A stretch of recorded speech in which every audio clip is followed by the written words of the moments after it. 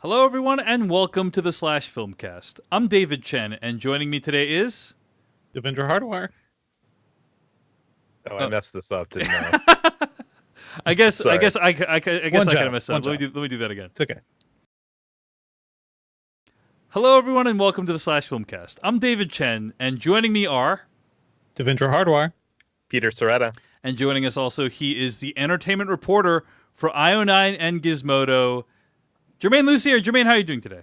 I'm great. Thanks for having me back, sirs. We have Jermaine on today because this is part 2 of the annual Summer Movie Wager, which has now been going on for over a decade, in which we are trying to choose the top 10 grossing films of the domestic box office every summer.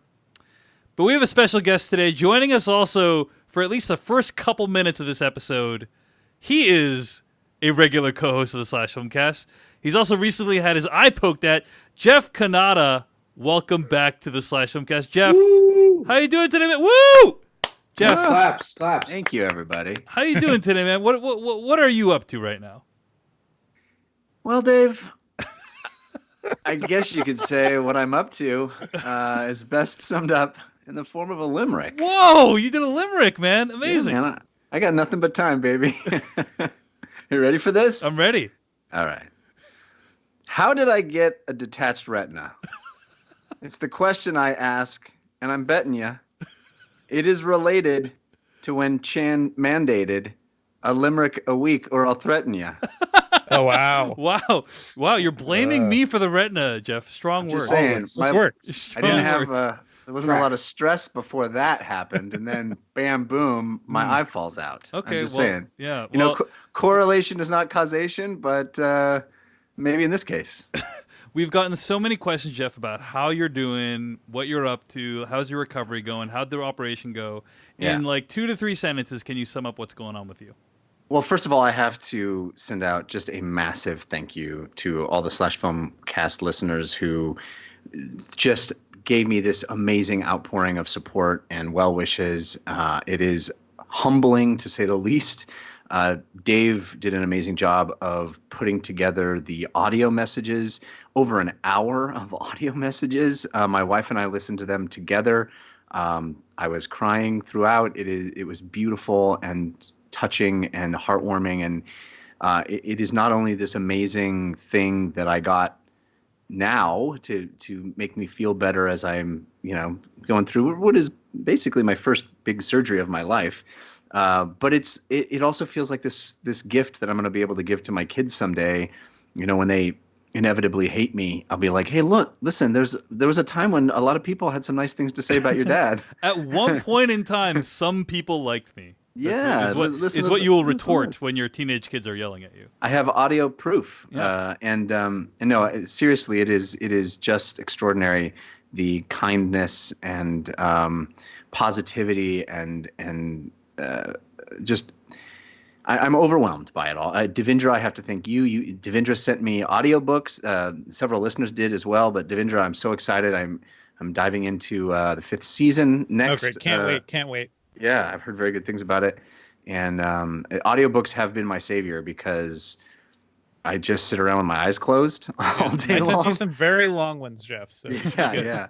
I appreciate it very much. And so to finally answer your question, Dave,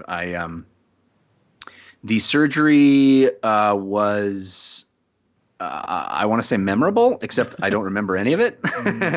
The first time I've been completely knocked out for anything, and it's crazy. That experience is crazy. Just like being wheeled into the operating room, and then I have no memory until I'm like in the car with my wife. So I don't remember it, but the doctors tell me it went well. I had my checkup today, actually, my 1-week checkup, and we had spoken. I mean, it's a very long, convoluted story that I won't bore everybody with now, but I had gone to one doctor who had explained basically a hellish tale of torture that I was going to have to go through. And my wife, who's amazing, managed to find a second doctor even on the weekend. He came in on his own time, opened up his practice without any staff there on I think it was like a Saturday afternoon. He left a birthday party and came over and saw me and described a different procedure that he was able to do that it was still pretty intense and required me being knocked out completely for it, but would not require anywhere near the amount of weird recovery period that was described to me by the first originally doctor. thought you couldn't talk, and now you're talking. Yeah. You know? So I mean, I have a recording of that first doctor explaining it to me, and I listened to it again. It's hellish. I mean, it's like you can't talk. You can say maybe 2 or 3 words, like I'm in pain or need food, but it's like like the idea that there was another option and this guy wasn't going to offer it to me. Erin, my wife, thinks that he hates me, that his first doctor had something out for me. But I'm so grateful that she was persistent and found another option. And I've said to everybody, I have learned my lesson, always get a second opinion. Always get a second opinion. And so yeah, I got what's called a vitrectomy with a scleral buckle. And the scleral buckle is literally a band that is holding my eye together. So I think it's doing a lot of the work that being in the weird position would have done. Basically, the idea of being in the weird position was trying to use gravity to hold your retina in place while it heals. And the scleral buckle, I believe, is doing some of that work. So I'm allowed to sit up. I'm allowed to talk, as you can hear, which is great. I can talk to my kids. And I just basically can't do anything that's taxing physically. like recording this episode of the Summer Movie Wager with us, right? Yeah, right. Because Right. I mean, I really shouldn't. Yeah, I probably could get by, but my eyesight went out before the contest was officially over. So I still think anybody can win, and I still think I'm really in this one. So until I see proof otherwise, which is going to be a while before I can see anything, I'm just going to go ahead and think that I still have a possibility of pulling this one out. All right. So Jeff, it sounds like you'll be still recovering for a couple weeks. Yeah. But that hopefully sometime in the next 2 to 6 weeks we can get you back on the show. Yeah. Yeah. I mean, I'm very much looking forward to being able to watch things. Like I said, all I'm doing is listening to stuff right now. But I'm very much looking forward to being able to watch things again. And then as soon as I can watch things, I'm sure I'll be able to be back on the show. So it's not the 6 weeks that I thought it was going to be. I think it's probably going to be more like 3, which is pretty great. And it feels like a real gift, but I'm just overwhelmingly grateful. There aren't words enough to express how heartening and important it was, special it was for me to hear and see. My wife would read things to me. Dave read some stuff to me. The things that people were saying in support. It really does matter. It makes a difference when you're feeling very bleak and scared, quite honestly. So thank you to all of you who sent nice things or said nice things. It made a difference, and I'm so grateful. Thank you. All right, Jeff. Well, we love you. We continue to hope for your speedy and smooth recovery. And I do have some good news for you, Jeff. You did not come in dead last in this year's Summer Movie Wager. So you're saying there's a chance. So basically, you nailed it. Is what I'm trying to say. Baby. Yeah. All right. Yeah. Well, did I beat you, Dave? Nope. I'm gonna say that's still a maybe. Still a maybe. That's all that matters. No, it was me. It was me dead last, of course. Oh, Yeah. Well, Jeff, great to hear your voice. It's very encouraging to hear your voice, and a lot of people in the chat room right now are really glad to hear your voice. And again, speedy recovery. We're gonna let you go so you can rest. If you want, Jeff, you can actually tune into this live on YouTube and listen to us trash talk you. I may very well do that. You should check that out. If you see a bunch of characters on a keyboard as if someone slammed their hand blindly onto it, that's me disagreeing harshly with something you say. All right. Noted, Jeff. All right, well, be Hey, well. thanks, guys. I cannot wait to come back. I miss all of you, and I miss doing the show, and I'm really sad to miss this. Is one of the highlights of the year is this the reckoning for the Summer Movie Wager. But I will listen, and I will enjoy what you guys say. Thank you so much. All right, have a good night, Jeff. Later, man. Bye. Get better. Thanks. All right, so as we've already pointed out, Screw that guy. Oh my God. It's never going to shut. I'm kidding. so as we pointed out, this is part 2 of the Summer Movie Wager, and earlier this year we picked our top 10 movies of the summer and ranked them in order of domestic box office. Now, I'm going to explain to you how this works very briefly. The object is to pick the films you think will be the top 10 grossing films of the summer in order of box office performance. That means only films released from whenever we decide this game starts. When did it start? Was it like March this year for the Endgame? No, I'm just joking. It was April when Avengers Endgame came out, all the way through Labor Day weekend, including that Monday. And you're going to be figuring out what 10 films will make the most money and putting them in order of what you think they will gross at the box office. But in addition to the top 10, you get to pick 3 dark horses, films you think might make it, but that you're not confident enough about to put into your top 10 proper. The scoring of the top 10 movies goes as follows. Getting number 1 or 10 dead on gets you 13 points each. 10 points for numbers 2 through 9 dead on. 7 points if your pick was only 1 spot away from where it ended up. 5 points if it was 2 spots away, 3 points if your pick is anywhere in the top 10, and 1 point for each dark horse. The scoring is tabulated so that you get the single highest point value for each pick. So if you get number 10 right, you don't get 13 plus 3, you only get 13. So those are the rules.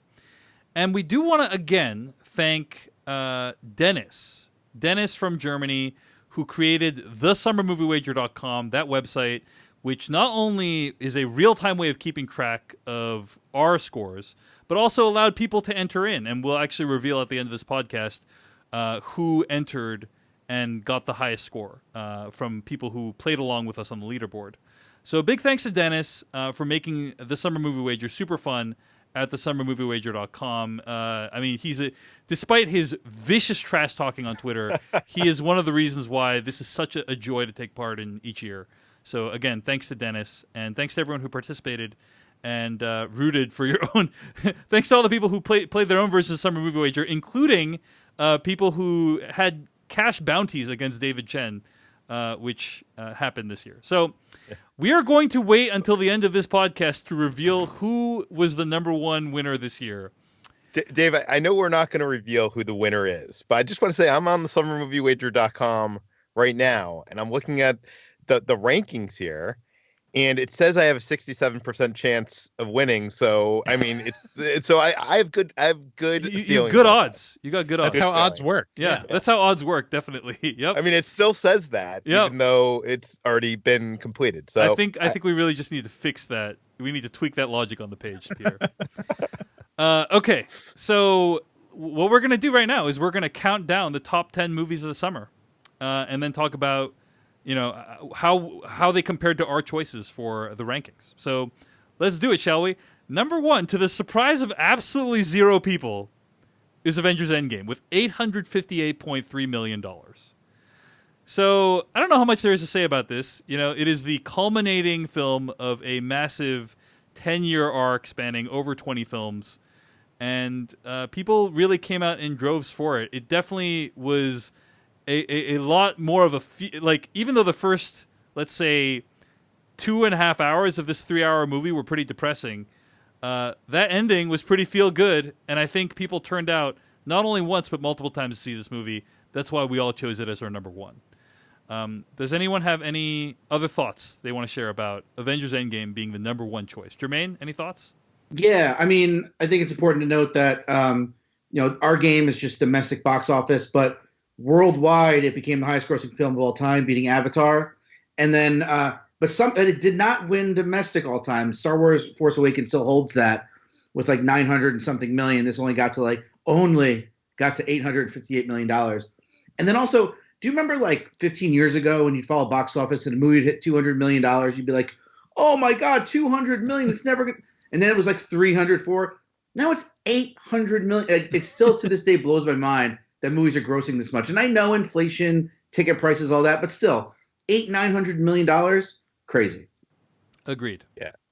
And I know a lot of us were on the same page with this top 4, but Avengers Endgame is the only film on this list that all of us got right. Yep. Oh, yeah. It's true. It's true. All right. So we know how it works. I do want to ask you, Dave, did it feel like summer began when that movie hit theater? The answer is no, Devindra. I feel like summer begins on June 22nd. It seems like it was the biggest movie of the summer, so I don't know. Good question. It's a question for the ages, I think, really, is where we're ending up on this one. Number 2, with $523.5 million, The Lion King. Now, I mean, this is something that me, Jermaine, and Peter dead hit at number 2. I think we all knew this movie was going to crush, right?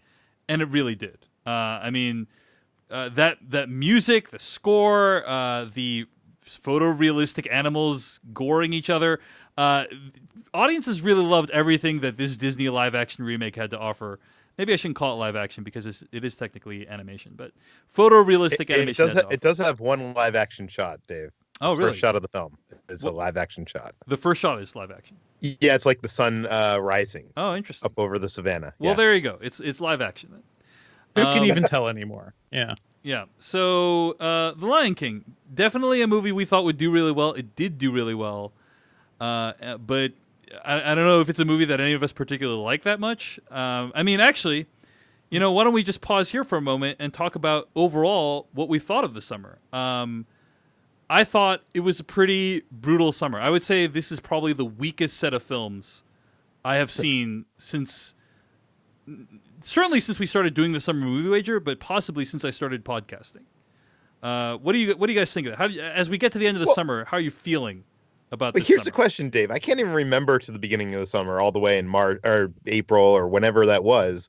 Like, did we expect that the summer was going to have good movies? Like, did it always disappoint us? do. Yeah, I think we always have hope, Peter. We always Yeah. hope that the movies will be good. You know? Every time the lights go down, Peter, you say, "Please be good." I think I say that. I say that about every summer. You look at that and you're like, "How is Hobbs and Shaw going to be bad? It's got everything." You know, you think that about every movie, and then you're always disappointed. But it's the optimism in us that sort of does that. I don't know if I'd say it's like the worst ever. I don't know if I'm at your level, Dave, but like, yeah, you look at a couple of these movies and they're pretty pathetic. Yeah, so yeah, It's not even like it's not even that like, you know, it's more like there were very few. We're always going to get terrible films.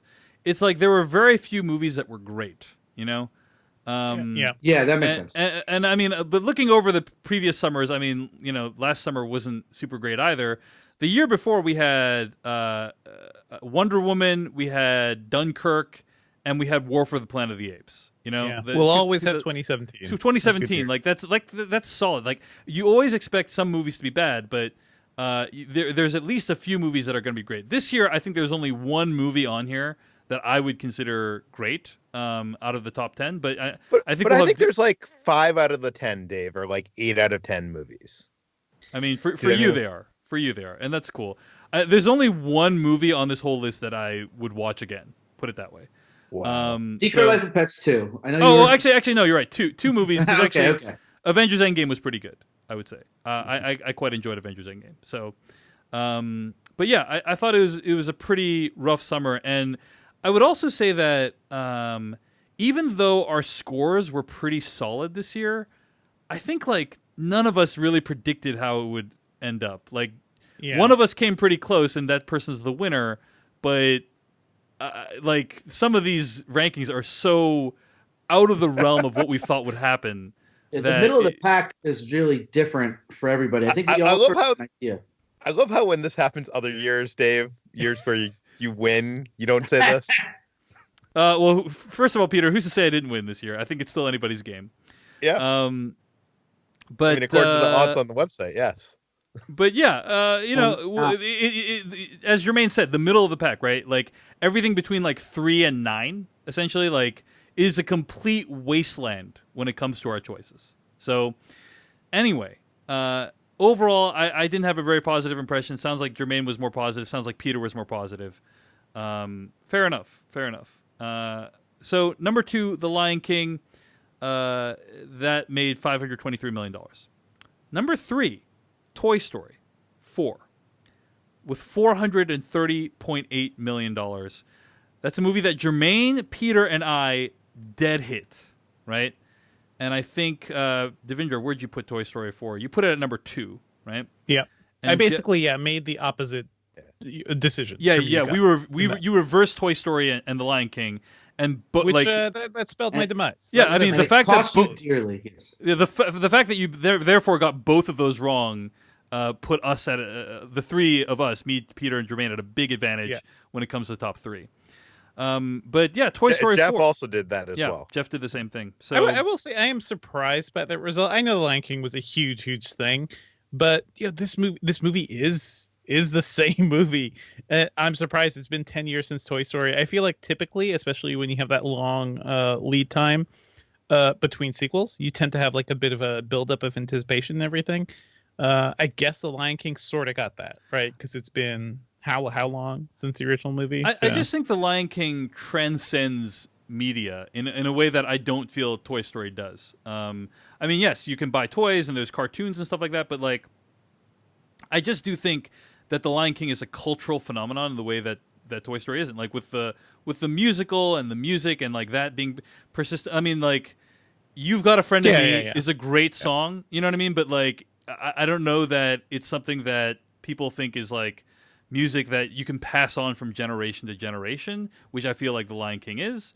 How dare you, Dave? Anyway. How dare I would also argue that I think most people thought that Toy Story 3 was the end of that franchise, and they didn't think that Pixar could make It's like, a yeah, good Toy what Story else can 4. they do? Yeah. Like, we didn't need a Toy Story 4, and I know, Dave, maybe you disagree that the movie was good. It wasn't great, that's for sure. But it was a solid film. It was a solid film. Yeah, I think it was better than everybody expected. But we didn't necessarily need a Lion King either. Although I guess you could argue maybe that the Lion King was showing us something more than what Toy Story 4 was showing us. I'm sorry, Dave. That's what I was going to say. I was like, The Lion King was something that we've only really seen once before in the Jungle Book, and this took it to another level. I mean, Toy Story, when it came out in '95, was doing that, and that's why that is sort of transcended to this time, you know. But like, if this was, it's almost like it was like Lion King 4, you know. Toy Story 4 is Lion King 4. It's like we've seen it already. Okay, the story is very good. You expect that from Pixar, but the Lion King gave you those visuals and a reason to go to the theater, right? Like you said, Hans Zimmer score, those big songs, that new technology. Yeah. You know, I think all of those things kind of gave it that edge over Toy Story. Agreed completely, Jermaine. I think that, like, however you feel about the aesthetic decisions of The Lion King, which I was not a huge big fan of it, it was something new. Like, they were trying something new that hadn't really been attempted very often before. The Jungle Book is probably the closest, but I mean, whatever I have to say about how good The Lion King was as a movie, it was interesting to look at. You know what I mean? And not really good for emoting when you have photorealistic lions. But in any case, so Toy Story came in at number 3. Coming in at number 4 with $386 million, Spider-Man: Far From Home. Now, at this point in the list, I'm still looking pretty freaking solid, I have to say. Me and Jermaine dead hit numbers 1, 2, 3, and 4, right? I mean, Yes, Jermaine, props to you and me for doing such a great job. Dead at hitting. But mostly me. Sorry. That's Book of Mormon. Yeah, actually. Book of Mormon Sorry. reference. Nice. Yes. But yeah, Spider-Man: Far From Home. I think we all, and Jeff got this at number 4 as well. Devindra, you were pretty close, I think, right? You ranked this as number 5, and so did Peter, right? Peter, you put this at number 5. Yeah. Yeah. I think my biggest mistake of this list is by far putting Detective Pikachu at number 4. I think that was just a bad idea. Yeah. Oh, you think? You think we told you that? You want to go back and listen? Yeah, So I was telling you, just laughing about that was like that was the Christopher Robin of this year. Was Yeah. was Well, was. no, Jermaine, trust me. That is coming up soon. I assure you. Okay. I assure you. But I think something that I said right when we recorded the original episode is Spider-Man: Homecoming did really well. It made $334 million domestic. And the question you need to ask yourself, gentlemen, is has Spider-Man's popularity grown or waned since then? And the answer is grown. I mean, this movie made $50 million more money coming off the Avengers Endgame afterglow than But did I think Spider-Man that Homecoming. also helped because it was almost like a sequel to Endgame in a way Yeah. that it continued that and that did help. story. Absolutely. Yeah. That's why you put it at number 4. It's almost like David we did. factor that into our decision to put that at number 4, Peter.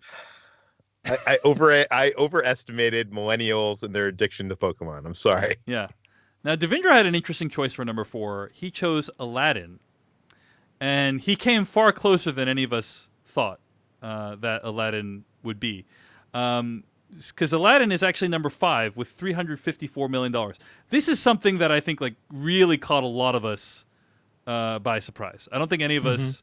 I mean, none of us dead hit Aladdin at number 5. We all got close, but yeah, no one dead hit. Peter came the closest. He put it at number 6. Also, I think Devindra put it at number 4. I mean, I think if you asked us to predict, would Aladdin, which is, basically a community theater version of the original animated film, like, would that movie make over $300 million? I don't think any of us thought, like, even at number 5 in the list, I don't think any of us thought this movie would make this much money, right? Like, you need to be over $300 million this year to be at that level. And typically, only the top 4 movies or so make over $300 million, right? And so the fact that Aladdin made $350 million was a huge shock. Any other thoughts on Aladdin being number 5 this year? I think you said it. I mean, I think it's just the shock of it. I mean, I'm one of the few people that I understand why people don't like that movie. I just watch it in the nostalgic way, and it was like watching the original again. And I think that's what people felt the same way with like Lion King. I think it's basically the same movie. It's just let's remake that movie that people love, and they'll go see it because they want to feel good again. But even knowing that, $350 million, $1 billion international, never would have guessed it coming from Guy Ritchie and Will Smith, like all the early talk about Will Smith's Genie, and you're like, oh my God, it's gonna be terrible, and it kind of was, but it kind of worked in the aesthetic. It all was like just this like balancing act that they just kind of hit for general audiences. Yeah. I mean, people seem to really love it.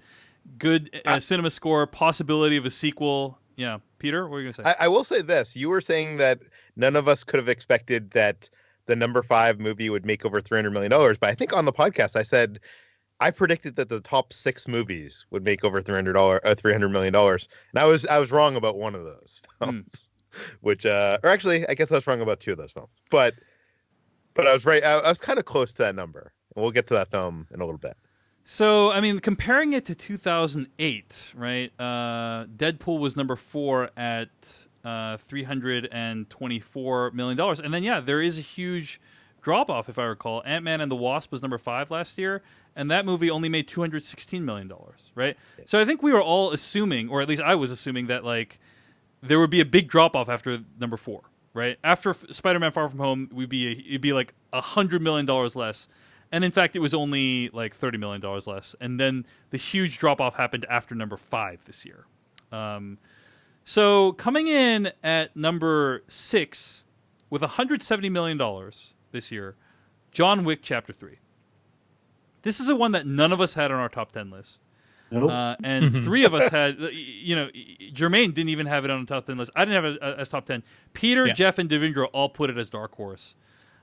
This is the success movie of the success story of the summer, right? I mean, this movie made more money than the previous 2 films combined. None of us thought it would, like, even if you put it as Dark Horse, I don't think any of us thought it would make number 6, right? I don't think any of us thought it would make more money than Hobbs and Shaw, Secret Life of Pets 2, Detective Pikachu, Once Upon a Time in Hollywood. I'm very glad it made more money than Hobbs and Shaw. I will say that. I think that what's great about this movie is it's like real people doing real stunts. It's like the Mission Impossible fallout of the summer. Like, people want to tune in to see people do actual things and not just like CG soup. And they got it with John Wick Chapter 3. Like, yes, there's a bunch of CG, but fundamentally, you believe that's Keanu Reeves doing a lot of that stuff. I'm glad this movie definitely beat out Hobbs and Shaw. Also because that movie has The Rock flying down a skyscraper, doing the like most cliched action movie thing ever. Like, I'm very glad about this, even though it was not good for me. Well, I don't know if running down a skyscraper like vertically, flying down a skyscraper. Is that the second movie that The Rock has done that in? Yeah. The first one was joking about how cliched doing that is. It's hilarious. Yeah. So I think the shocking thing here is that John Wick Chapter 3 almost doubled Chapter 2's box office. I don't think any of us could have anticipated. There was a lot of like home video lead-in, I guess. I think that was it. Like, people were ready. They were finally ready for the series, and they showed up. Yeah, I mean, I don't even recall it streaming anywhere for particularly long, but like this is definitely one of those movies that that caught fire on home video. And we should also point out that this, by the way, when I was talking about like what's the only movie I'd rewatch, like this is the one, other than Avengers Endgame. Like this is the only one out of all the top 10 movies that I'm actually buying the Blu-ray for. You wouldn't rewatch Far From Home? I mean, it was okay. It was okay. Far From Home was fine. It was completely fine. And But we know how you feel about I feel like if you do an MCU rewatch, Dave, you're not going to skip Far From Home. yeah, I don't know if I'm going to do an MCU rewatch. is we're the thing. done. We're never going to do that again. Okay, Peter. I We're in mean, phase Peter, four. Peter, we've all spent over 50 hours of our lives watching MCU movies at this point. You know, Yeah. like, do I really that need to was a good spend? 50 hours of our lives. What'd you say? That was a good 50 hours of our lives. Agreed, but it's not like time. It's not a set amount of time that I feel the need to make into an even longer period. You know what I mean? Yeah. But yeah, it helped that John Wick Chapter 3 was a kick-ass movie. Jermaine, what did you think of John Wick Chapter 3? I honestly wasn't a fan. I liked the first two better. I thought they kind of dropped the ball on a lot of the mythology stuff that I was really looking forward to, and the whole premise where it was like, oh, it's gonna be John Wick against everybody. Then it was John Wick against everybody for 30 seconds. Then he flew off into somewhere to find some Deus Ex Machina guy Yeah, no, that's who gave true. him a thing. So I didn't love it. I'm glad it did really well. I think it also had to do, we're in this kind of like, I guess the word is Keanu-sance, you know, Yeah. that everybody's got, largely in part because of the $170 million John Wick 3 made. But he was gonna always be my maybe, Bill and Ted, blah blah blah. But Yeah. I think He's in a video game, like it's all over the place. Yeah. yeah, he just huge, and so I didn't love it. I'm very surprised. Like I said, it didn't even make my dark horse. But I like when these movies do that because yeah, maybe now Warner Brothers or Sony or somebody will be like, you know what, like the people will turn out to these like $70 million action movies. You know, like it doesn't have to be Hobbs and Shaw, which probably cost $250 million. You know. Yeah, I mean, here's the thing. I actually agree with you, Jermaine. I thought it was a pretty weak as a film. The problem is the action scenes are so exceptionally executed. You know, like the knife scene is just. It's just. I've been watching action movies for a really long time, and I thought like, oh, you can't really show me anything new anymore. Like everything I've seen is like a variation of something else. And I was like, when I watched that knife scene, I was like, I can't remember the last time I've seen anything like this before. So I thought it was the action scenes are so incredible in the movie, and it really gives you your money's worth. You know, when you're going to see this movie in the theater. So, Yeah. John Wick Chapter 3, really fun movie. All right, coming in at number 7 with $159 million, Hobbs and Shaw. So, Jermaine, you came the closest with this. You got 7 points for it because you originally had ranked Hobbs and Shaw as your number 6. I think I'd ranked it as my number 9 along with Peter. Devindra ranked it as number 10. Jeff ranked it as number 5.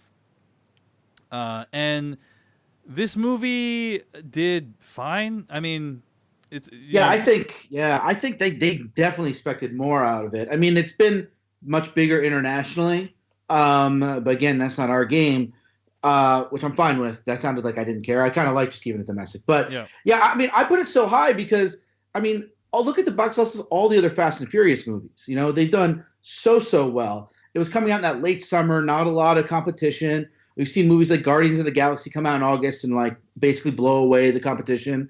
So I really thought it was going to do that. I think it just comes down to the reason that you realize like, no, the Fast and Furious movies, it wasn't that name. It was the multicultural essence of them, you know? And I think that cast, as opposed to, you know, two big burly guys punching, you know, and remaking Tango and Cash with more money, it was just fine. Like I love the Fast and Furious movies and I disliked this movie. But I think audiences would turn out, and they did, and I was close. And but I think I'm frankly surprised that it didn't make more money. Are you saying that the Fast and Furious movies are about family? Is that what you're trying to say, and that it's not profitable to break up the family? I'm saying #family. The Fate of the Furious was the 8th Fast and Furious movies. That movie made $226 million. This movie is looking like it's going to wrap up around, you know, 159, 160 or so. That is a big come down from the last Fast and Furious movie.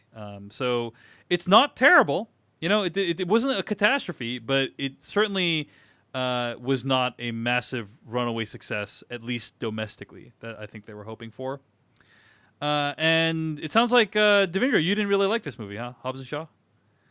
I mean, it's fine. I think I said pretty much what I was saying in our review, but yeah, it disappointed me because it wasn't really a Fast and Furious movie, and it infuriates me to see action movies with basically no stakes. Like that's honestly part of my issue with John Wick 2, which is a movie where John Wick was basically invincible because he had a fancy He had a bulletproof suit. Yeah. Whereas in 3, like there is pain, there is a lot of sacrifice there, and I appreciate that. All right. Well, that's Hobbs and Shaw at number 7. Coming in at number 8 with $157.9 million is The Secret Life of Pets 2. I remember when this movie came out, this was kind of a shock at like how franchises were faring this summer, which is in general not well. I mean, yes, you got the Marvel franchise, yes, you got John Wick, but then there was a bunch of movies like The Secret Life of Pets 2 and Godzilla that didn't do nearly as well as people thought they might. Compare this to Secret Life of Pets 1, which made $368 million. I was thinking like, hey, maybe it'll do like half that, and that'll still be pretty good. It did not even do half that, right? It came in with, again, $157.9 million. Jermaine, did you see this movie? I did not. Even with Harrison Ford doing his first voice ever, I did not see his movie. No. And did anyone see it? Peter, did you see this movie? No. Secret Life of Pets 2? Okay, none of us No. saw it. But this was a film that I thought was going to break 300. I thought, like, you know, because of the success of that first one, Universal is building theme park rides based on this franchise, and it did much less than expected. Yeah, if you look at the scores, I made the least points on this. I only got 3 points. Everybody else got 7 or 5. So I had it much further away. Where did I have it? I don't even know. But Jermaine had it number 5. Yeah, that's how much I was with you guys. I was like, yeah, if it made 60 million, it's got to make 300 million, right? And most of the time, sequels do better in this day and age. Not here. Yeah, people really didn't want to learn more about The Secret Life of Pets. I mean, that is like, $200 million less than the first one made domestically. I mean, I just feel like that has to be somewhat of a disappointment for people. But not having seen the movie, we can't really talk too much about how they compare. The first movie worldwide made $875 million. This one made $422. So I don't know if it's going to be Secret Life of Pets 3, but it didn't perform as well as any of us thought it would in this year's Summer Movie Wager. Coming in at number 9, a.k.a. Peter's Shame, is with $144 million, Detective Pikachu. Detective Pikachu. Peter, what went wrong here? You put this at your number 4. This movie is number 9. What Multitude of things here, Dave. Yeah, what do you think happened? Well, the film's not a good film. Number one, I think if it had been the Pokemon movie that everybody wanted it to be, that they were trying to sell. They're trying to sell all these Pokemon in this Pokemon world. If it had been that, I think it could have done a little bit better. Maybe not as high as I had expected, but I mean, you thought this movie would make over $300 million, right? Yeah, I did. Yeah. So it did make 144, so that's almost half. So that's pretty good. That's almost half. Yeah, that's almost half. So, I mean, I think the movie was only okay. The phenomenon of the Pokemon franchise, like, where like you have like many of your friends are actually playing the real game in real life on their phones, like that just didn't translate into seeing a 2-hour movie starring Ryan Reynolds. And it is to the eternal detriment of Peter Soretta's 2019 Summer Movie Wager. I mean, this also hit me pretty hard too because I put this at number 6. Yeah. So I certainly expected it to do better. Like Pokemon's pretty big, guys. It's a pretty big franchise. It is the single, I believe it is the franchise that's made the most money in the entire world of any franchise that's ever existed. So yeah, I'm surprised by this. I'm not sure what the deal was. I think maybe the deal might have been if the movie was better, of course, but also like maybe that $144 million are just the Pokemon fans, or still like the diehards. The movie didn't cross over. You know what I mean? Like nobody like who was a Pokemon fan told their friends like, "Oh, the movie's so good. Why? Because I really connected to it. It really made me laugh." No, it was like oh, I loved seeing, Boulabasser or whatever the heck their name is. You're like, so like, why am I going to pay $15 to see Charmander? And you're like, because he's awesome, and that nobody cared. Like, careful, Jermaine, you're flexing your Pokemon knowledge a little too much. Those are the only three I know. This is literally the only three I know. Oh, and Pikachu, because it's in the title. Yeah, but like, I think it needed to cross over. It didn't cross over, and I think Peter probably. They needed to do that for him to make that kind of money, and it just was not even close. Yeah. Well, let me say this, though. As much of a blunder as this is, and I know we don't know who won or lost other than Jeff, or who did we say revealed? Devinder? I don't know. Whatever. We getting off light here, by the way. I mean, I know if he's listening or not. We got to bet. Yeah. So. I do want to say, though, as much of a blunder as this was, Dave, if you got beat by me, like, what does that say about your picks? Oh yeah, I mean it says that I got screwed over royally by number 10 on this list, which is Seymour Skinner in that Simpsons meme. He's like, no, it's the children who are wrong. That's kind of me with this movie coming in at number 10 with $131 million. Once Upon a Time in Hollywood. This is the movie that completely fucked my list, because if this movie had not landed in number 10, I would have won the Summer Movie Wager this year. Yeah, it's a shame it was so good, right, Dave? Yeah. No, it's not. I actually really didn't like the movie, and this is like, Peter. You remember, like, when I walked out of this movie, I was like, dude, I have gotten this Summer Movie Wager sewn up, baby. Like, there's no way this movie that's 2 hours and 40 minutes long. In which almost no action occurs. That's just about the life of these actors, like, palling around. There's no way this movie's gonna make over $100 million. It's not even gonna be, in anywhere close to Quentin Tarantino's most successful movie. At the very least, I thought that the drop from week 1 to week 2 would be brutal, and it wasn't. It actually held extremely well, and that's how it got into number 10. At $131 million. And that was to a huge detriment to you, because Jermaine and I both had this at number 10. So that means that's a 12-point swing in our favor. I mean, yeah, larger than that, Peter, because I actually, for a long time, had the correct... Rocketman was at number 10 for quite a while, which this was is my like rubbing 10. salt in Dave's wounds. Yeah, right and then now. Godzilla was at number 10, which is a movie that I think all of us had on our top 10 list, right? Yeah. Except for I did not, but yeah, so it's fine. Yeah. So number 10, like, Jermaine and Peter both dead hit that, giving them 13 points each, which is a huge swing in points. I mean, any thoughts on why this movie was so successful? Adults needed a movie this summer. Like, look, you said it's a bad summer, and I agree. And I think the best movies weren't movies they could see in theaters, their local AMC or Regal, except for Once Upon a Time in Hollywood. It's something that people wanted to talk about. It was the only movie this summer, really, maybe besides Endgame, that like you wanted to discuss afterwards, and people had theories about. Like, it was a conversation. You had to see it to talk about it. People are still doing that. Did Cliff kill his wife? Did this and that? Minor spoiler stuff. But, like, there's controversy about, the portrayal of Asian Americans and things of that nature. Like, so many things in here that even if you had to, like, hate watch it, you had to see it. Yeah. And so the depiction of Asian American, I just want to point out, but yes. Correct. Yes, that's correct. Sorry. But yeah, so I think it was it was a conversation piece. It's Tarantino. He's a brand now. And it was that kind of late summer thing. So it came out late also July. That cast, I feel like that cast was enough to make everybody just like, I gotta see this. Yeah, totally. The trailers are great. It was marketed insanely well. See, I mean, you say all that, Jermaine, but I don't think any of us would have predicted at the beginning of summer that this movie would come in above the next 3 movies, or at least 2 of the next 3 movies, right? Well, except for myself and Peter. But no, you're right. Like if you look at no, I actually think that literally. You're right. I mean, one of the next 3 movies is Men in Black International. You had that ranked as number 9 on your list, right? Yeah, it was maybe because Men in Black was is a very successful franchise. They just put out a piece of shit movie. Yeah. So I think if that movie was halfway good, it would have made an extra $100 million.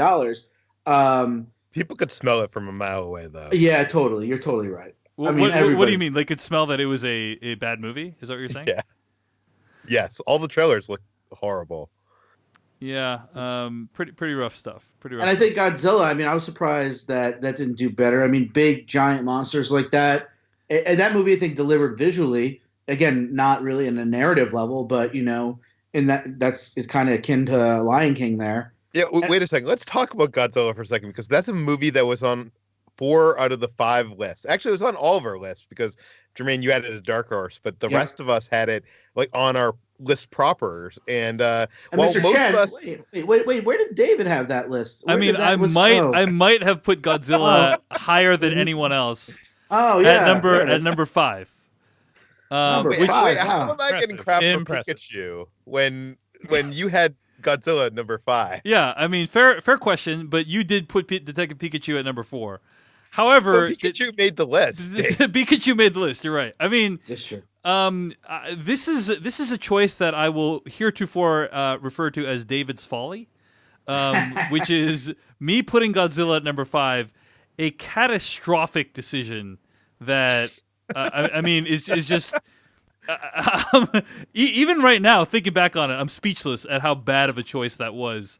But I could not have predicted how badly Godzilla would do. Godzilla King of Monsters came in at number 11 with $110 million. So Yep. it did not even make the top 10. Also, a Um, case of it being a terrible movie. So I guess that didn't help. Didn't help. But I'm even now looking at this list, I can't believe Godzilla's not on it.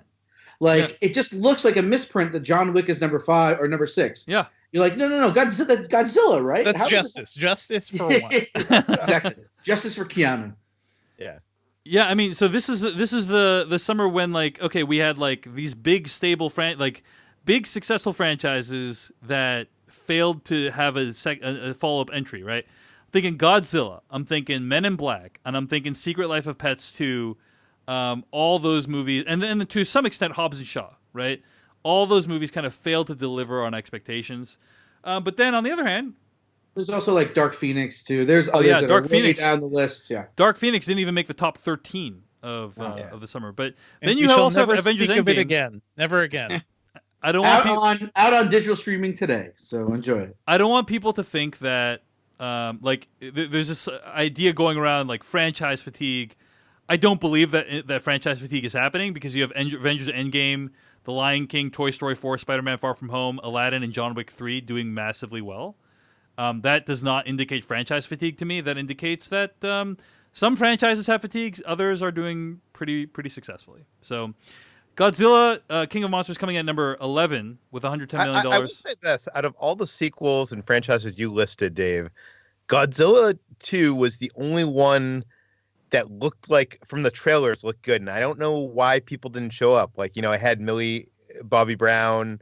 It had, like, I don't know. It just feels like the trailers sold it well. Right. I don't think we can take credit as critics or maybe it's the bad buzz on social media and stuff, just as a whole. I guess, maybe it just felt inessential. I guess because if I'm to speculate, maybe it's because out of all the characters in all of the movies that we've discussed today, Godzilla probably has the least personality. I'm just gonna put that out there, right? Like that, like think of all these movies. Think of like every character in all the movies. All of them have like really clear personality. Some of them are super charismatic. Godzilla, I mean, I value his personality. He's an introvert, late bloomer, very He generous. spawned a pretty big franchise of movies driven by his personality. But yeah, I guess in America we never really got the cool Godzilla, right? Yeah, that's what I'm But saying. I also think, and I think like Peter mentioned Millie Bobby Brown, the fact that she's the first name that comes out of your mouth for this movie, it kind of says a lot. Like I agree. But this was the summer of Stranger Things 3, and that was such a huge cultural thing. Like I don't know. Well, for 3 days it absolutely was, and then, but then that breath is Kyle Chandler, Vera Farmiga, Tywin Lannister, right? O'Shea, Ice Cube's son. Like that was like it, and like you were like, I think maybe there's your Godzilla and Rodan and all these guys. They should be the stars, but I don't think they are. I think, like you said, maybe he's not as big a star, Godzilla, as Warner Brothers thought. Yeah, and there's a difference between whether someone will tune into you on the app that's on their TV and watch Stranger Things, or whether they're willing to bring the whole family out, get babysitters, and shell out the cash to go see a movie that you're in. I think there's just very few actors on Earth today that can open a movie, right? Oh, don't get me wrong. I don't think Millie Bobby Brown can open a movie, but I feel like usually if the marketing is good, you get the butts in the seats. Do you know what I mean? Like, yeah. Even like, the Transformers movies, they can have like bad reviews one after another, and still the trailer is awesome until the fifth show up. But eventually that changed. But you're right, that shouldn't have changed after Godzilla 1, which did very well, even though it's kind of slow, and then Kong Skull Island, which people generally liked. So yeah, I'm with you, Pete. Like I said, like it just looks wrong that it's not on that list, because think about those trailers, think about those posters, those green hues and blue and yellow. Like they were awesome. It was such a great campaign. Yeah. But I don't know. And I'm not even fighting this battle because I wasn't the one that got the 6 spots off from my list, Dave Chen. 6 spots. 6 spots. My blunder was 5 spots. I'm just saying. Oh, okay. Thanks for clarifying that. You got points today. You get 0 points. You have 0 points for Godzilla. Peter, you got 3 points for Detective Pikachu. Coming in at number 12 with $96.3 million was Rocketman. Now, I was widely mocked by Jeff Kanata for putting this as my number 10, and at the end of the day, it was still a terrible decision to put it at number 10. But I think it came a lot closer to the top 10 than any of us thought. Absolutely. For a lot of the summer, it actually occupied the number 10 spot. And if Once Upon a Time in Hollywood hadn't done so well, it made $14 million less than Godzilla 2. I have a feeling it cost a lot less to make than Godzilla 2, Yeah. It came in at number 12. 3 of you had it as dark horses. Jermaine, Peter, and Devindra had it as dark horse. I put it at number 10. It barely missed number 10 spot. Once Upon a Time in Hollywood made $131 million. So it's a little bit under there, but for a long time, it was on the top 10. And I'm bummed it kind of missed out. And finally, coming in at number 13 with $79.7 million, Men in Black International. Jermaine had it as number 9. Devindra had it as your number 8. I mean, how do you feel about its spot at number 13, gents? It's pretty bad. It's all bad. I feel that way about my entire list. I chose poorly several times. The other thing is, like, I know those trailers weren't great, but I had a bit of hope that Men in Black International would at least be watchable, at least be fun or something. And that movie is, I fell asleep during that movie several times. Yeah, it's really bad. Again, surprised because of what you were saying, David, the franchises. I think, and also Chris Hemsworth and Tessa Thompson are coming off Endgame. Chris Hemsworth is on this like role. But yeah, I don't know. I think this one is a thing of it was just so bad. No one talked about it. No one cared. I think Mondo put out a poster today, and it was just like sitting there on the site. Like it's one of those things that you're like, who cares about this anymore? Like it's a fun franchise, a fun world that they just kind of did not have a core idea for. All right. Well, that was number 13. Again, Jermaine and Devindra had that as number 9 and 8, respectively. And Peter, me, and Jeff had it as a dark horse. So, gents, we got to talk about all the choices we made that didn't make it into the top 10 at all, right? And we've already referenced some of them. I think the biggest one probably would be Dark Phoenix, right? Devindra, you put that as your... did you put that anywhere, actually? No, I don't think so. No, I was not that stupid. Oh, okay? Jermaine had that as a dark horse. I did have it as a dark horse. And yes. Jeff put it as number 10, which was terrible decision. Terrible decision, but it didn't even make the top 13. Yeah, so... And wait, Dave, let me look at yours here. Is that yesterday? Like Danny Boyle as a dark horse? You're going to give me crap for Dark Phoenix?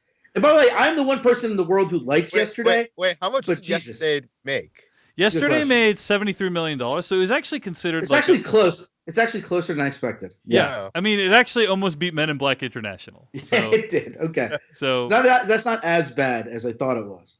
But Dark Phoenix, yeah, on a money-wise. I mean, but Dark Phoenix is just boring and bad and just everything that we're talking about summer all wrapped into one movie.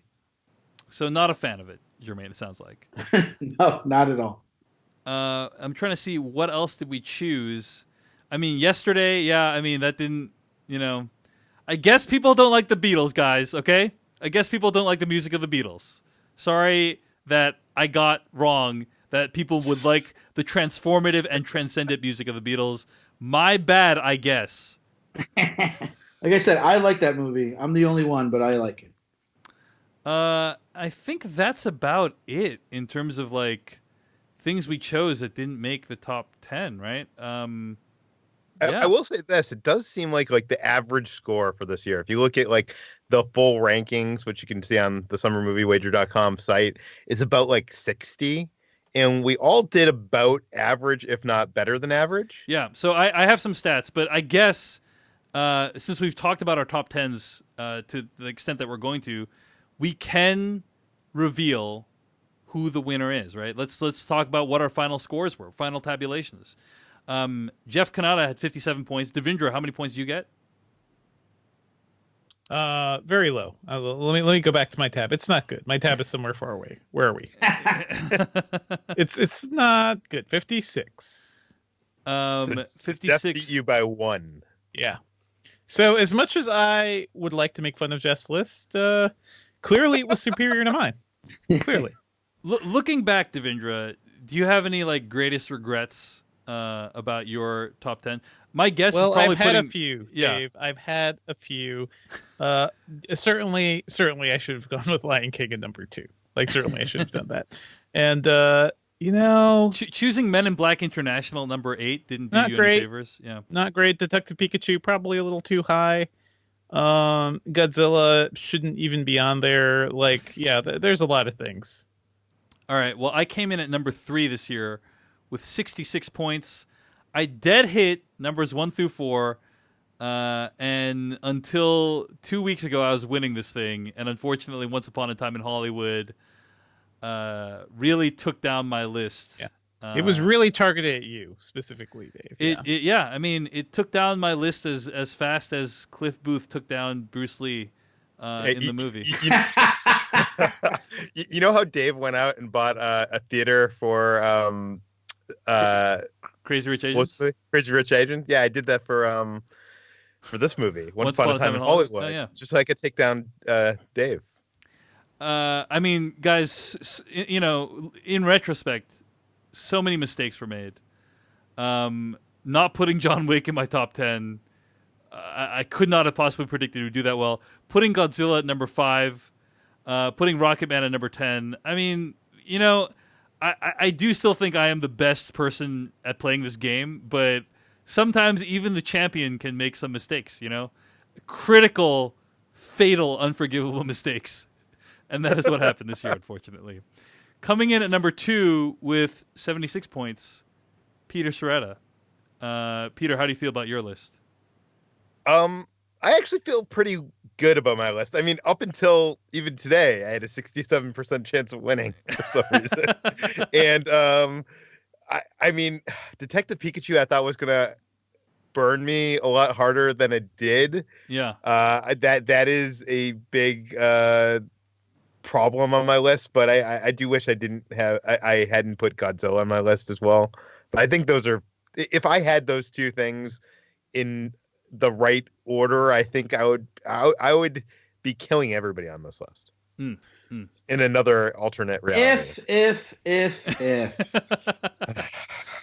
only, Mr. Serretta, the staying power of Jason Statham and Dwayne "The Rock" Johnson wasn't as strong as it is, you would have won. But this weekend, Hobbs and Shaw eked by The Secret Life of Pets 2, giving me a total of 78 points, and I am your 2019 champion. Congratulations, Jermaine.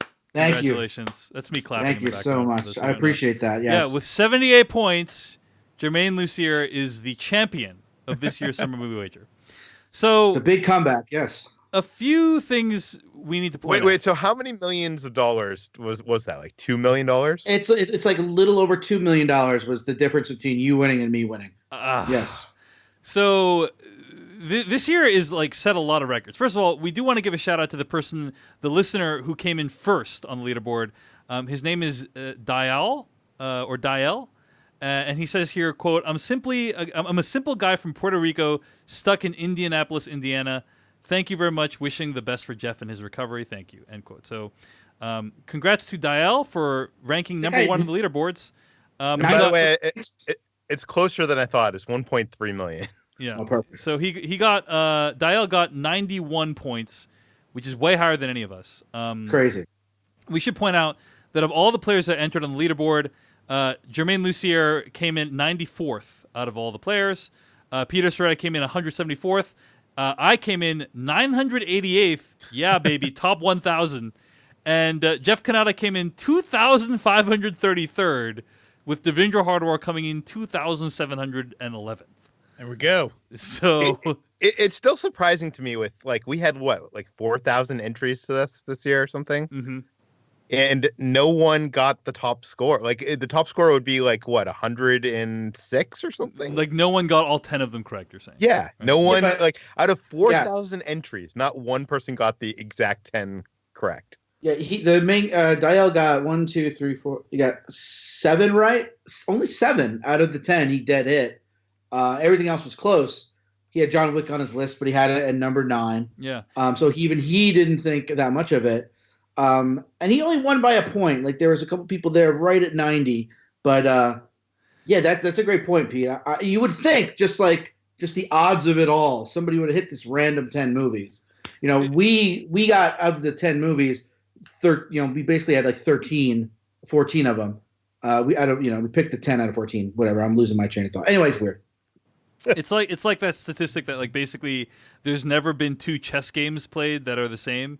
In the same way, no one has chosen the top 10 movies exactly for some reason.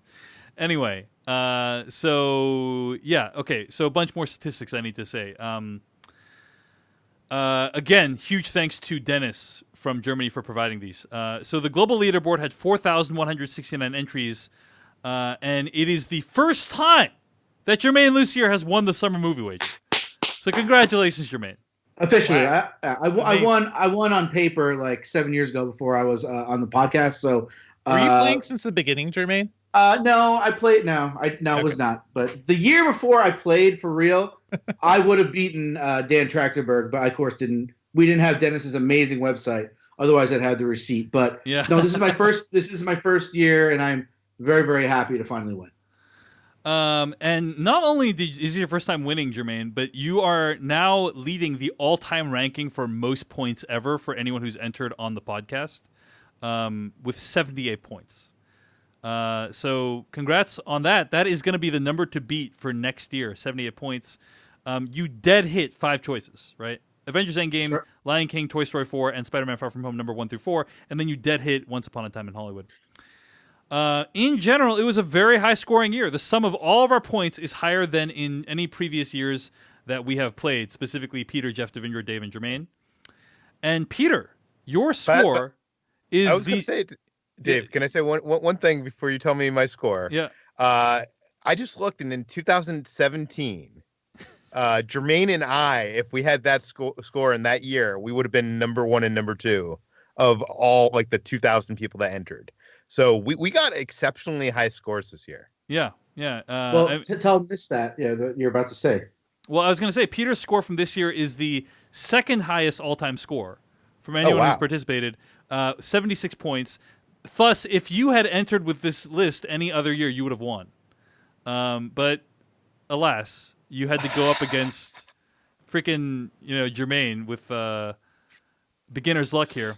I will beginner's luck. I will say 3 people will get this reference. Peter is Liverpool to mine Manchester City. People will get that. Wait. So how many times have I won, Dave? I am not sure, but I do know that this is the first time that we've been doing this on the Slash Filmcast where none of the normal hosts from the Slash Filmcast won. Usually at least one of us will win between me, Devendra, or Jeff. And this time Jermaine came in and stole the championship from us. So That is something that will need to be rectified. Now, before we get to Jermaine's choice for what movie we will watch, I just want to ask one last time if there are any other thoughts on this summer and our lists as we reflect back on this summer. I mean, when I think of it, it just is something that produced surprise after surprise, right? Even though we all did really well. Just like I didn't think Aladdin would do that well. I did not think Aladdin would make over 300 million. Did not think John Wick would be such a success. Did not think Hobbs and Shaw and Secret Life of Pets would do that badly. Thought Detective Pikachu would do a little bit better. Thought Godzilla wouldn't do that badly. It just was like I was just consistently shocked after the top 4 choices. Like top 4, I thought were pretty clear, and that's why I was the only other one to dead hit the top 4 other than Jermaine. But everything else was a huge shock to me. And I think it was definitely a summer of surprises. Any other thoughts like that you guys have about the summer? Any other reflections? I think the important thing to winning as a champion. No, I think it's that number 10. You got to hit number 10. Like, I think if you look back, maybe Dennis can compile it. I'm sure hitting number 10 is a key factor in winning this. Because it is so hard. It's so difficult. That's the hardest one for sure. Number 1 is so much easier to hit. Yeah. It's absolutely. The top ones are always easy-ish. You know, I mean, even I don't mean this as a thing. Even Devendra, who came in last among us, got those 4 movies, just didn't get them in the right order. You know what I mean? Like he knew what the 4 top movies were going to be. We all did. It was just a matter of hitting them right. But that 10 is so hard, and like. Yeah, I mean, I put Once Upon a Time there. I honestly don't remember my exact reasoning for doing it. I think I probably touched on it a couple minutes ago, but yeah, that's the key, and that's why Peter was right there with me the whole way. Yeah, I mean, Peter also chose Once Upon a Time as his number 10, and definitely proved to be a fateful decision for both of you. But yeah, so Jermaine Lussier, we agreed that at the end of this episode, whoever the winner would be would choose one film or TV show under 3 hours long that everyone else would be compelled to watch, and then we'd all come back and record a podcast episode about it sometime before the next Summer Movie Wager. Yes. You have chosen that thing. All right? Yes. What is... I'm fearing that I'm going to finally have to watch High School Musical. What is the thing that you've chosen? You know, I now that you said High School Musical, I kind of want to switch it to that. I'm not going to.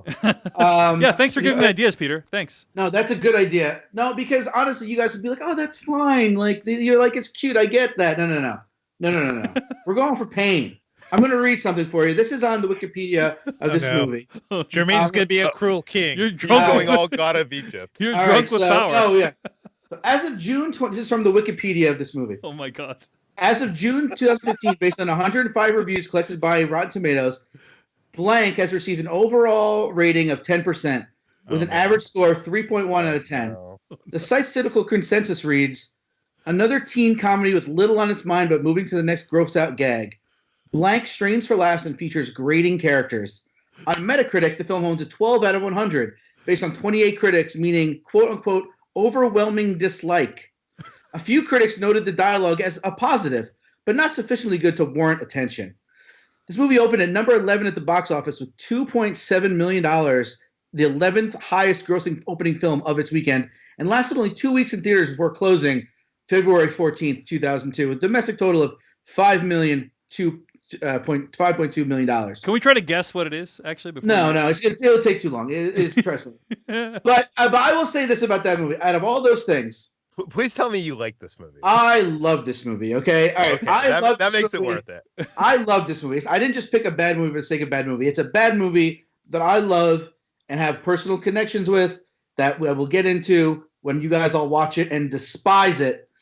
This movie is the 2002 Dewey Nicks masterpiece, Slackers, starring Jason Schwartzman, Devon Sawa, Jason Segel, and Jamie King. I've seen this. Oh my God. My God. Lord Prepon is in it. My God. Oh, man. This is a wonderful film. 86 minutes, so that's really easy in and out. It is available for rent on Amazon, and I think there's a link to watch it for free that I could share with you guys. That's a legal way, not like a YouTube. I of course have not Blu-ray. It's not available on Blu-ray. I have the DVD. It's too good for Blu-ray. It's too good. The budget was $14 million, and yes, it did gross $6 million. So it was not a success, but it is the weirdest, creepiest little movie with these flashes of brilliance that you're like, why is this in? Oh, never mind, it's over. And that's Slackers. So yes, we will convene sometime in the future to discuss Slackers. And honestly, I've been wanting to talk about Slackers since I saw it in college.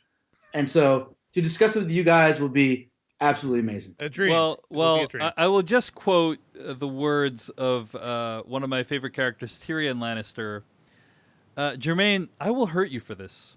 I don't know how yet, but give me time. A day will come when you think yourself safe and happy, and suddenly your joy will turn to ashes in your mouth, and you'll know the debt is paid. So that's how I Dave, feel. you do realize this is karma, right? Yeah, of anybody, you cannot complain.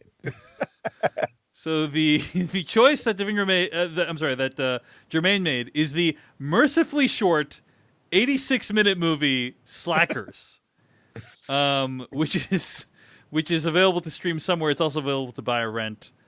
That will be a future episode of this podcast. By the way, not to be confused with the Richard Linklater film Slacker. Yes, Which is a good which movie. is a good movie. No, A This good is movie. the sequel, Slackers, not directed or in any relation to them. I will say, by the way, the rules for the winner, right, is a piece of 3-hour media, right? Under 3 hours, yes. Under 3 hours. If your thing is so short that's under 3 hours, I wonder if a future rule is maybe throw another thing in there, another super short movie. No, we're not doing that Yeah. right now. We're not Yeah. doing It that doesn't right have to be right now. It could be a future Next year. thing that we Next vote year. on. But I think Slackers is just what the doctor ordered. now. All right. Thus, I can just think of like all the movies, the great classics that would be great / filmcast episodes Yeah. that will never be, but there will be a Slackers edition of / filmcast. You know, like there's so many movies. I'm beaming with glee right now. Like I was talking to Dave over the weekend about how like the Matrix retrospective would be good. Like you know, like with Guys can with do that Mission whenever you want. Impossible. That's What? do it. You should do that anytime. Yeah, But Slackers only happens once in a lifetime. There's so many movies that we haven't reviewed in the / filmcast, like, you know, Taxi Driver or Casablanca or Apocalypse Now or Singing in the Rain. But it's gonna be Slackers. It's gonna be Slackers. Yes. So, and we better all start getting used to that idea. Well, anyway, that's going to bring us to the end of this week's episode of the / filmcast. Thanks for playing along with the Summer Movie Wager this year. Thanks to Jeff for stopping by, telling us he's doing okay. And thanks to Dennis for making this Summer Movie Wager a rip-roaring time, as usual. Thank you, Dennis. It's the thank best. you, It makes it Dennis. so much more fun. I love it. And thanks to Jermaine for participating and winning, getting the all-time greatest score, and choosing Slackers as Yes. the movie we'll only to watch. Yes, I'm very, very happy, and I look forward to defending my title next year and getting at least 2 more podcasts where I can shit talk until we're here next year, and I'm like, oh God, why did I pick blah blah blah? So I know that the joy is short lived, but I will enjoy it while I have it. You can find more episodes of this podcast at /filmcast.com. Email us at /filmcast@gmail.com. Our theme song comes from AdamWarrock.com. Our spoiler bumper comes from filmmaker Kyle Hillinger. And this episode was edited by Beatty Zhang. Stay tuned to hear what we'll be discussing next week. In the meantime, Jermaine Lucier, where can you find more of your work on the internet? You can find me watching Slackers all day, every day. Also writing on io9.com and on Twitter and Instagram at Jermaine Lucier. How about you, Peter Soretta? You can read me at /film.com. I do a daily movie news podcast called /film Daily, which if you like hearing about movie news, subscribe to that on your local podcast app. And I've been running a YouTube channel that mostly is us going to movie and theme park events. But if you want to check that out, go to youtube.com/ordinary adventures. Devindra Hardawar? Or you can find me on Twitter at Devindra, and I write about tech at Engadget.com. We're also going to be bringing back the podcast there soon, so keep an eye out for that. I host a show where every week I interview someone really interesting, a filmmaker, artist, or writer. You can check that out at culturallyrelevantshow.com. It's called Culturally Relevant. Get it in Apple Podcasts or wherever your podcasts are downloaded. Next week, we'll be discussing It Chapter 2. We'll probably still be without Jeff Kanata, but we have a very, very great guest lined up. I'm really looking forward to it. So, yeah, it should be awesome. It Chapter 2 is what we're going to be discussing on the Slash Filmcast next week. Thanks for listening. We'll see you later.